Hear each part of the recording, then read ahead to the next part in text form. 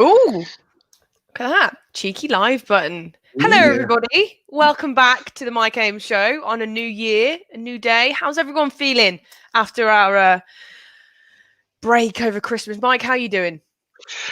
Well, oh, by the way, just so as you know, that's not like Steve, who's a guest. That's actually his name. He is a guest, though. He is a guest, yeah. I wanted to change the name actually to be Guest Steve Guest, but no one really went for that. So we're just going to wrap for a minute or two. We like to go live just beforehand, give people a chance to get in, and we'll be going live in about 10 seconds time, actually. Yeah, we will do. So should we go live now? Should we do it? Let's do it. Okay. So everybody, as I said, welcome back to the My Game Show. And today I'm joined by Lucky Mike for many reasons and Steve Guest. So Mike, would you like to introduce Steve and sort of what we're going to be talking about today? Yeah, sure. I've known Steve. He's been on the recruitment scene for some time, and I've known of him, and I think he's vaguely known of me as well. But we got together a few weeks back, just talking about some project that we're working on together, and we got talking about risk. And I think, was it something to do with stocks and shares? But we discovered that we got a very similar outlook on risk. Wasn't that right, Steve? Yeah. So I got into FX trading back in 2012, and it was always about managing your downside risk. It was about making sure that you'd manage that worst case scenario. And I think we got talking about those hidden risks or dark risks, the ones that you're taking but you don't even know you're taking them. And you'd pointed out that in on the stock exchange, that's a really bad thing, actually. And I shared a couple of stories that had happened to me because I was unknowingly, like most of us actually, taking dark risks and nearly got caught out a couple of times. I'll share those stories later. But we thought that we'd have a discussion live and try and understand some of the common risks. There are 5 of them. We'll try and get through all 5 if we can, and how we could mitigate them, really. So if I think we're going to go through as many as we can and try and give you answers to them. But before I go, those people are recruiters, and I know you're not all recruiters out there, I get that, but those who are, Steve's written this book, and I bought it and read it, and I've been in recruitment 28 years, and I learned a lot from it. Just putting it out there, and I don't get anything for saying that, by the way. I'm just telling you because it's a great book. So dive in. You're welcome. Okay, Kirst. Right. Yes. So, Mike, you mentioned there this phrase, and we've got scrolling across the bottom of the page, dark risk. Now, for those of us who haven't heard that, can you just go into a little bit of an explanation about what dark risk actually is? Well, it's very simply risk that you're taking that you don't know you're taking it. I mean, that's the bottom line. Someone put in a comment on one of the LinkedIn posts that we did today, that Donald Rumsfeld quote that he said, well, there are known knowns, there are known unknowns. The ones that get you are the unknown unknowns, and dark risks are the unknown unknowns. So you haven't really qualified it, and you don't know you're taking it. I've fallen fell 3 times in my career, and each one of them literally could have finished my business off. Luckily it didn't, hence Lucky Mike. But that's a dark risk. Okay. All right. Okay. So without further ado, I think that we should sort of go into the 5 and see what's happening. And we've got a couple of, just before we do that, we have got a couple of Happy New Years for everyone. Happy New Year, Helen. Happy New Year to you. And Happy New Year to you, Judith, as well. Thank you for joining us. Thank you for joining us. But let's get started. So the first of the dark risks that I want to bring up is centered around client mix. And I know, Mike, you have quite a tale around client mix. So do you want to tell me more? Yeah, I've fallen foul of this twice, actually. But I'm going to use the second story to illustrate something else. When we started the business up, the first one in the 90s, we hit upon a client, it was Cadbury's actually, and they just started to take a lot of contractors from us. It was easy, relatively easy. So we sort of stopped looking for new clients, really. We did a bit, really, but we had as much effort as we could provide to fill the requirements that we had. And I estimate we had between 90 and 95% of our contractors in Cadbury's. And around about the Christmas, so we'd been going just under 12 months, I think, they called us in and said, oh, I've got budgetary issues, a few problems. We're going to let all the contractors go, but we can get them back in April, if that's okay. And they thought that was cool. I mean, my entire business would have been wiped out. And we hadn't really controlled our costs very well. We'd spent money based upon this money that was coming in. and it was a real disaster for us. I mean, we thought the business would go under. In the end, as often happens with contractor removals, they kept most of the contractors, and the ones they let go, we managed to place elsewhere. So it wasn't that bad for us. But it taught me a lesson, really, is that just because you can service a client and put all your effort into it, make money, doesn't mean to say that you should, at the expense of winning new clients. It's very important to have a balanced, I think, client community for sure. Okay, yeah, thank you. And Steve, do you have wisdom on this? I'm sure you do. I think so, and I agree completely with Mike. I think if you look at the market, I've recruited for construction professionals for 15 years, and if you just break it down into sectors, if I purely did new build or big project type recruitment, in times of economic downturn, when the money's not there to spend or the fundings get pulled, the projects don't generally get built. And if that's all I did, I wouldn't have mitigated the risk or the market elsewhere. In times of economic downturn, refurb maintenance, improving existing buildings tends to pick up. So it's about having a balance within the markets that you specialise in, ensuring that dependent on what the market's offering, you can mitigate risk either side. And obviously when it's booming, both markets are good.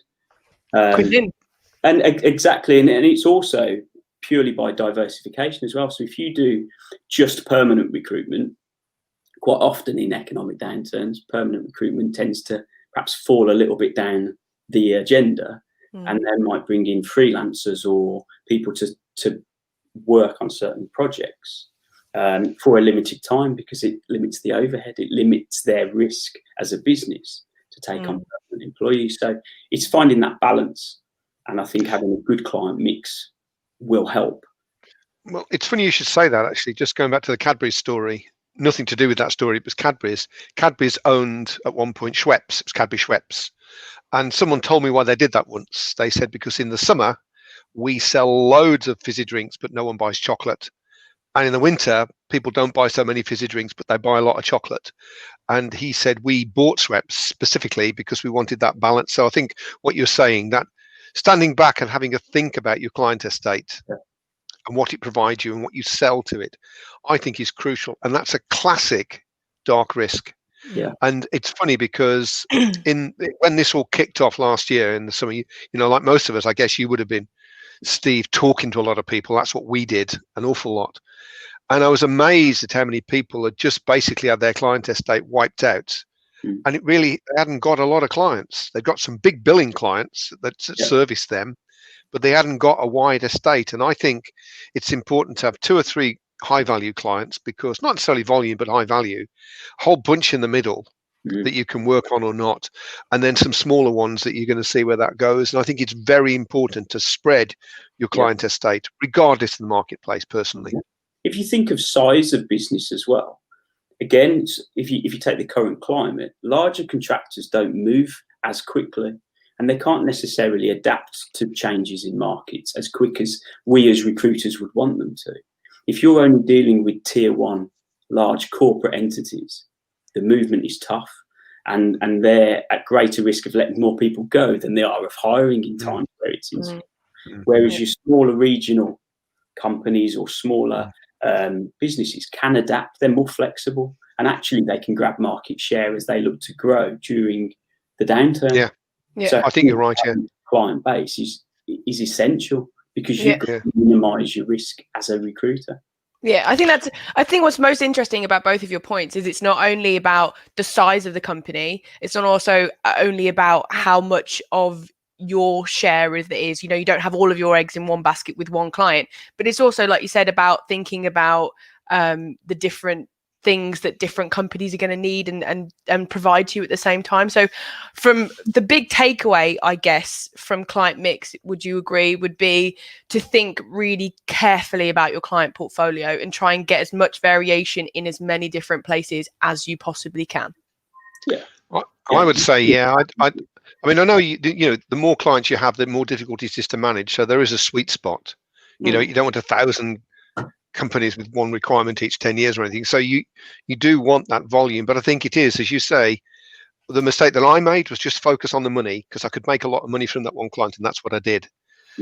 And actually, what you have to do is stand back and treat your client estate exactly what it is. It's an estate of assets, and you must make sure, I think, you get a balanced estate. And if you're weak in some areas, then put a plan together to target some new potential clients to fill that. You can control this. This isn't, the world doesn't happen to you. You can go out there and control this. But I do think it's one of those things that can creep up on you, and before you know it. And I made the same mistake again. Another story in a second, actually, but same mistake all over again a few years later, bizarrely enough.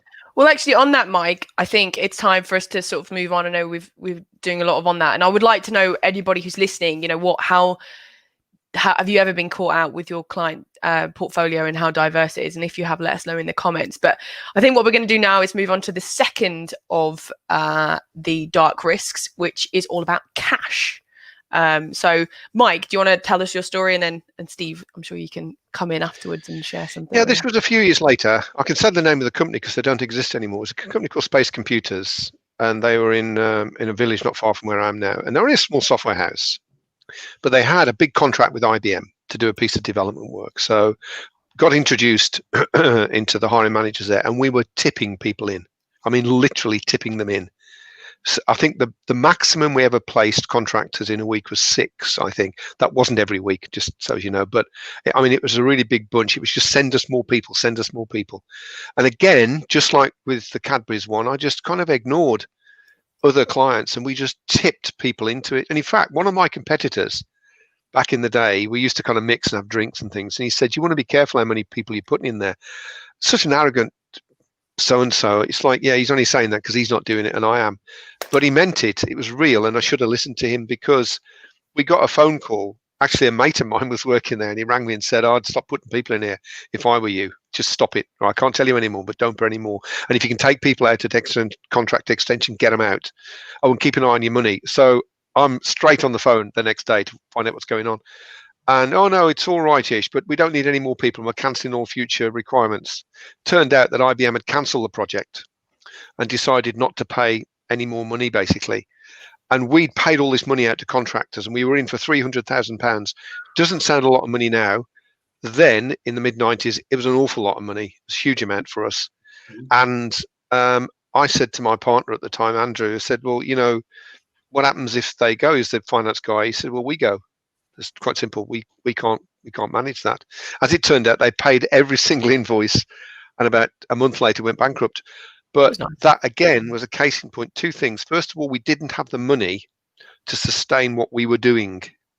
Had that been split across lots of different clients, not a problem. But we should not have done what we did. We should have held it at some point and said no. So we again over-concentrated our efforts in one client, and we didn't have enough money in the bank. We'd basically spent what we got. Big mistake. And I think this war chest, this idea of having a war chest, not just when times take a bit of a dip and you need the money, but also in that case where something bad happens, you need to be able to get yourself out of it. Big scary one. I've never done it since then, by the way. So. Oh, good. Well, twice is enough to learn anything. And Steve, if I were to say to you about war chest, what would you recommend sort of the size of your war chest would be? I think if you talk from a personal perspective in terms of, when I was looking to go solo and work for myself, you always want a 6-month grounding, I believe. I think 6 months to cover all your outgoings, all your potential risks that you see ahead. You want that as a cash fund. They say cash is king, and you need to be able to manage that downside and understand that you can't see round corners. You don't necessarily know what's happening internally within businesses, and things can change really quickly. And you need to be able to manage that and always have that element of, I suppose, management at the back of the way your business is going to work.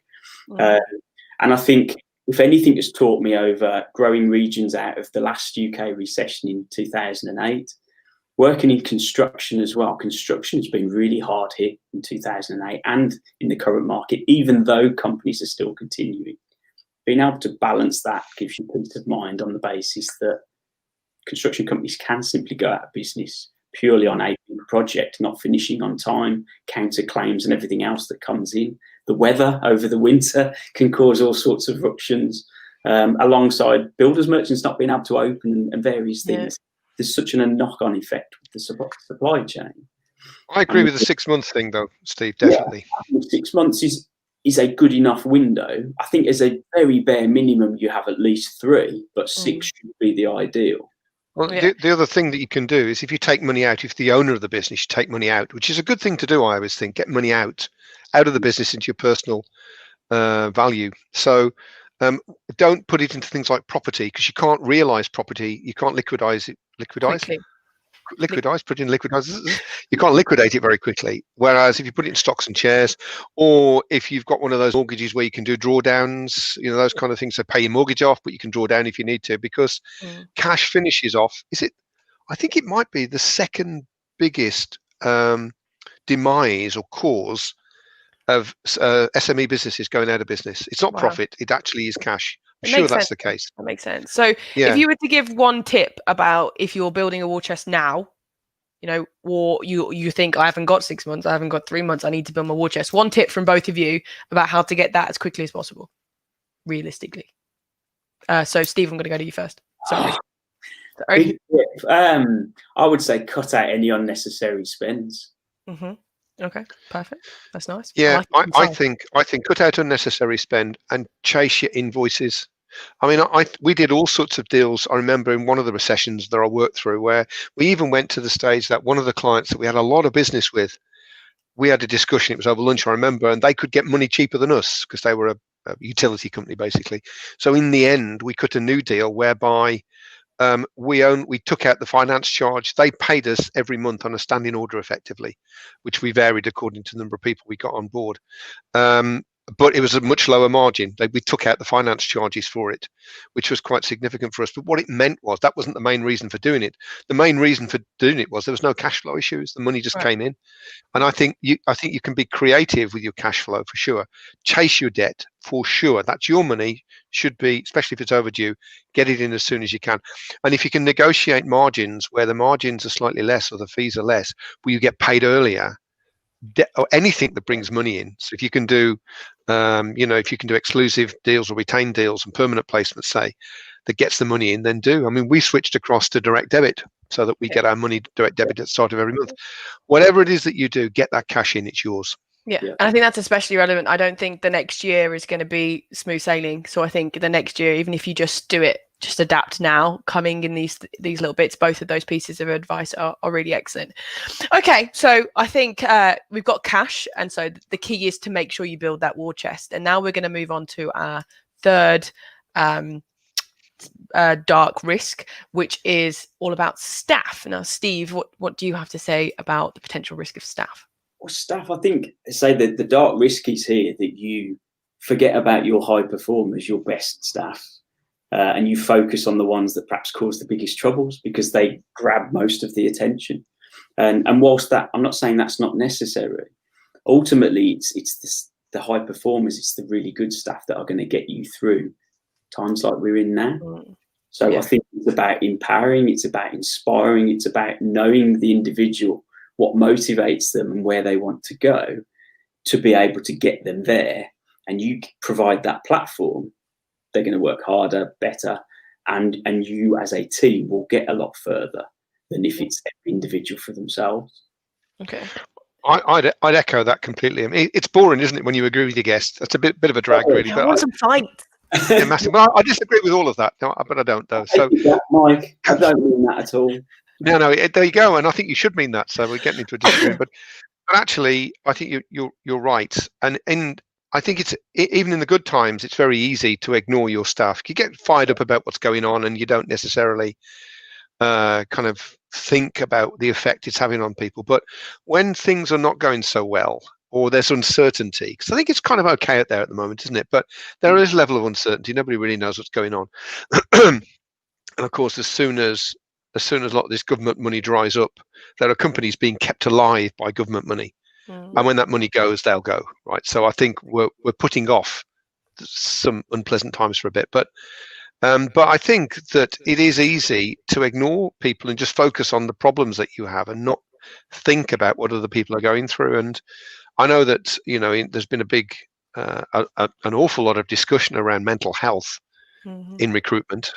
And exacerbated because of people working from home, the usual pressures of recruitment, which are significant in a tough market, and working from home as well. So I think taking care of people's mental health is important. And you know, everyone knows what to do, but it's just a dark risk because we don't. Everything's okay because no one's saying anything.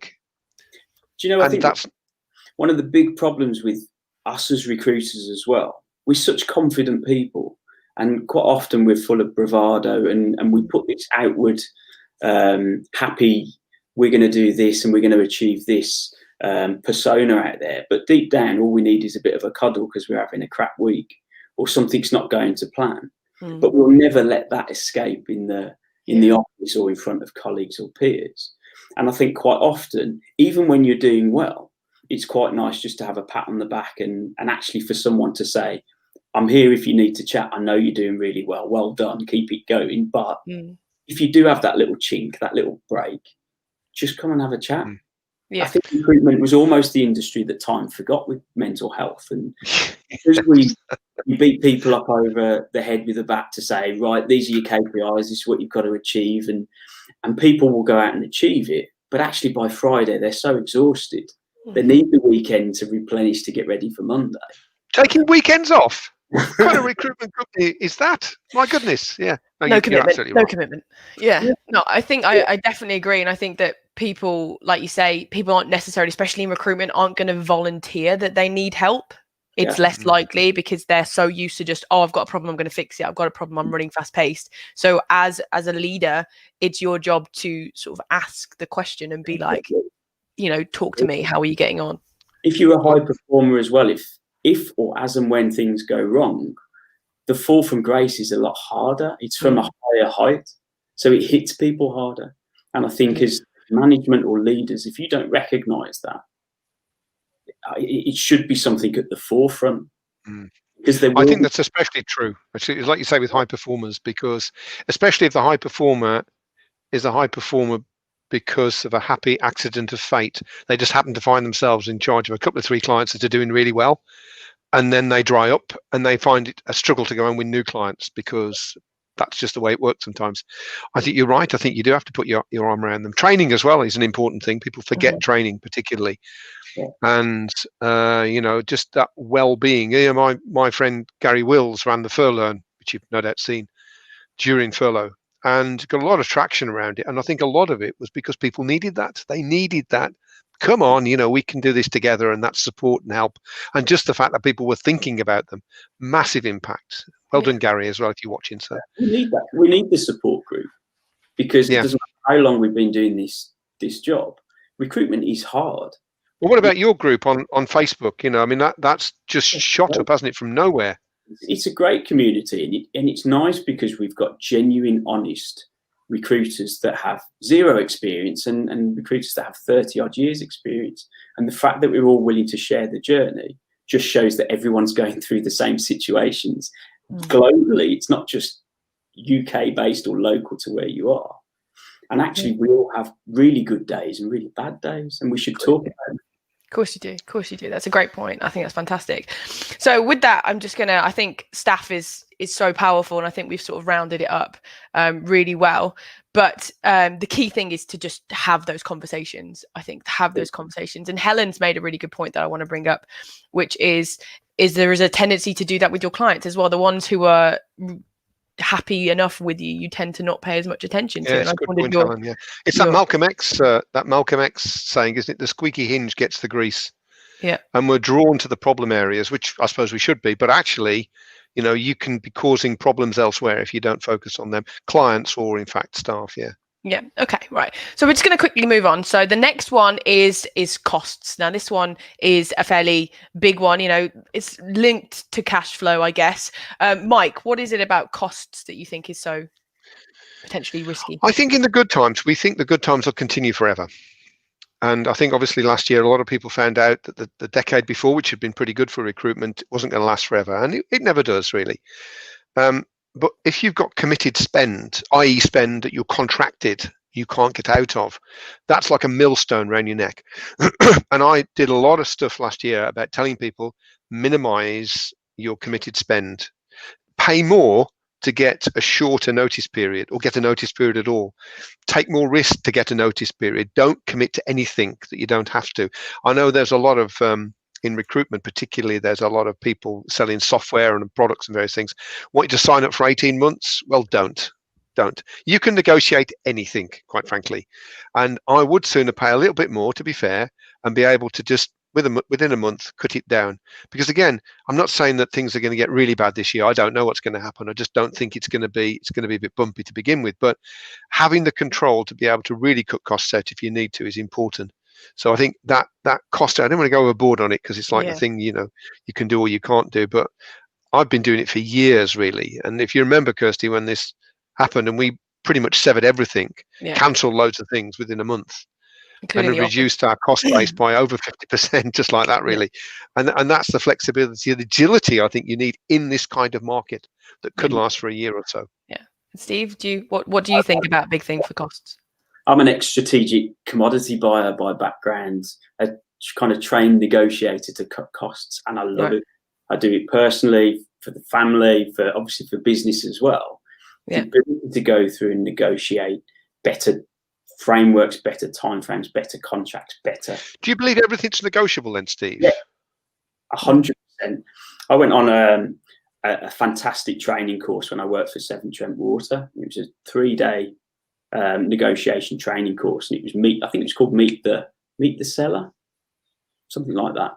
And the guy running it, he was amazing. He had got deals for his weekly and monthly shops with his supermarkets, and he would go in head office and say, if I committed my 12 months of spend with you, what discount could you give me?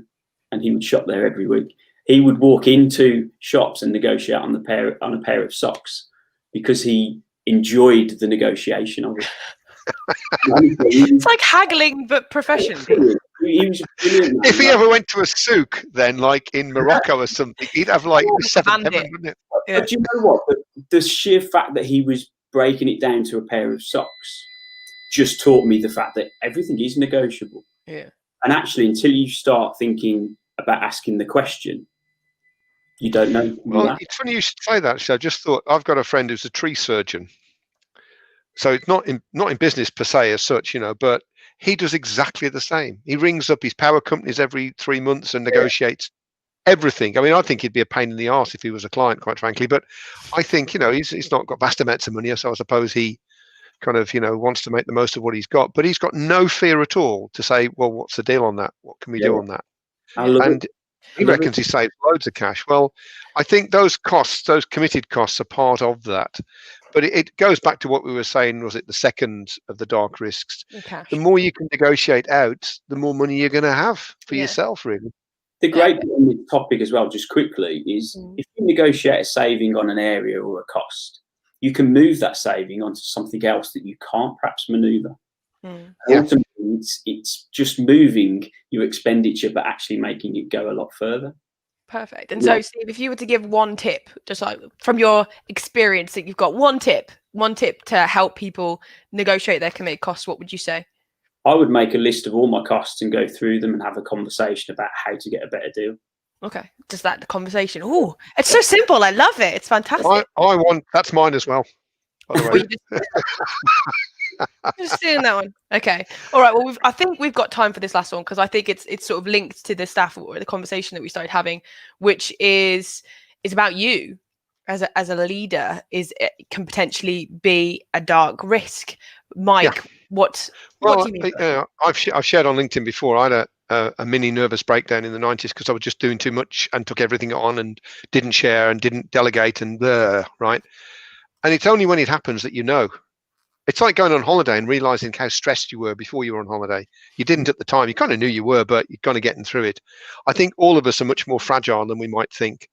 And I think you have to put your mental health first, because if you go to pieces, your business will follow. Yeah. And I think it's really important. It's like the old aeroplane, put the mask on yourself first before everybody else. And Steve, what would you say? We were talking, weren't we? Because I was ambulanced to hospital in October last year. And I think it was on the verge of burnout because it was me doing absolutely everything, trying to push to reach new levels. And you don't realise until suddenly you get a whack round the back of the head to say, we're all invincible, aren't we? Not.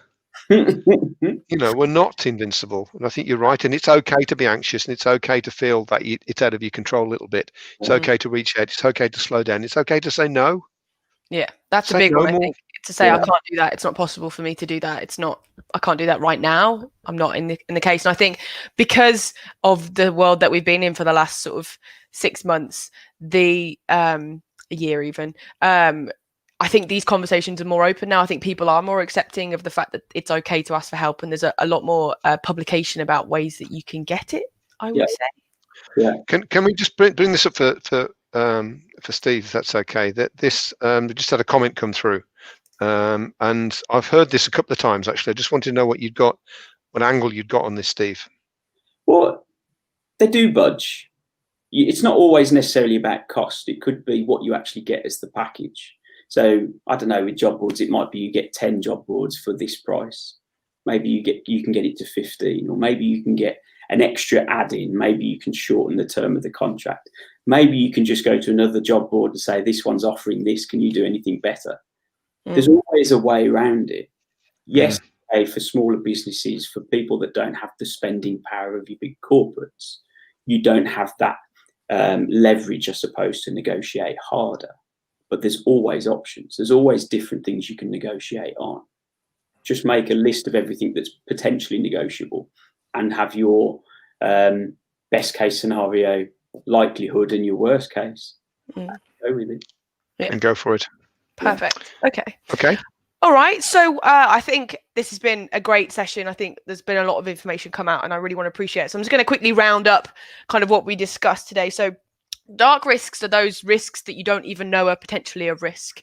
And they're the ones that can potentially be really dangerous to your business. But there is a light at the end of the tunnel. So one of them is about your client mix. So you need to make sure that you've not only got a mix of clients, so not all of your eggs are in one basket, but also that you have different size companies, you have them in different sectors, you have a broad variation of your clients. You also want to make sure that you've got a strong cash chest, a war chest, and potentially, if you can get it, 6 months is what you want. And to do that, you want to cut as many costs as you can get to get that 6 month buffer if you can get it. You also want to make sure that your staff are well taken care of. Those are the people who are building your business. And to do that, you need to make sure that you're having those conversations with them. You're inviting those conversations where you are getting to know how they're really feeling and making sure that you're looking after them, because they are key. Next, you've got costs, which we just mentioned about. And the key one is to cut as many costs as you can, or to get as much for your offer as you possibly can, whether that's shorter time periods where you cut what they call notice periods, or getting extra bits on top of the price. And the key for that, as Steve said, is to just have the conversation, list out all of your costs, and then go to all of your suppliers and make sure that you have that conversation. Because if you don't ask, you don't get, is what I've always been told. And then finally, it's about making sure that you take yourself first as a leader, as an owner of a company, as anybody who's in charge of their own career. If you aren't taking care of yourself, then that's going to affect other parts of your life as well as your career. So you need to make sure that you put that oxygen mask on yourself before you start helping other people, because if you're passed out, you can't do anything. So is there anything else that anybody would like to add, or is that pretty succinctly covered it? I'd like to say something just on the yourself bit, the last bit, because I think quite often we as humans put our own self limits on, and we have that fear of failure. And I think quite often that will stop us in our tracks. And I think we almost need that unbiased opinion, or that third party element that says, actually, have you thought about it this way? Yeah. And I think it's really important to be self-aware of the fact that quite often we'll put our own limits on things that aren't even there. And we should ask them. Yeah, agreed. Yeah, celebrate failure and reach out, share. And that's what there are so many groups around you can join now and be. And that's one of the reasons I think we used to mix with our competitors back in the day. People probably still do it now, but we did it a lot. You've got someone to bitch about, and they're in exactly the same boat as you. They feel the same pain that you feel, and I think that makes you feel a bit better. At least it does me. Plus the fact it involved beer and lots of beer in those days. Wine. Individuals always think, what if? And we always think, what if it doesn't work? Yeah. What if it does work? Yeah, well, yeah, when it works, yeah. Failure is a choice, really, because failure means you stopped. Yeah. That's what it means. If you carry on, it's not failed yet. You just haven't discovered how to succeed. We should have a LinkedIn live show just on failure. We should do that, Kirst, actually. Yeah, I think we should. I'll do that. Okay. All right. Well, look, I'll shall I wrap up now? I think you should, Mike. Would you mind doing that for me? Okay. Well, I'd like to first of all thank Steve, the guest, who is Steve Guest, coming on the show. Really appreciate that, and think he added a lot. And I think it's always good to get a discussion with someone who's got a slightly different angle on things, even though we agreed on many things. And as usual, I'd like to thank Kirsty Elizabeth for doing that thing as she was. So we'll see you. If you've enjoyed this, put a date in your diary, 12:30 on Thursday, the Mike Ames show, and we'll see you next week. Okay, take care now. Bye. Bye, guys.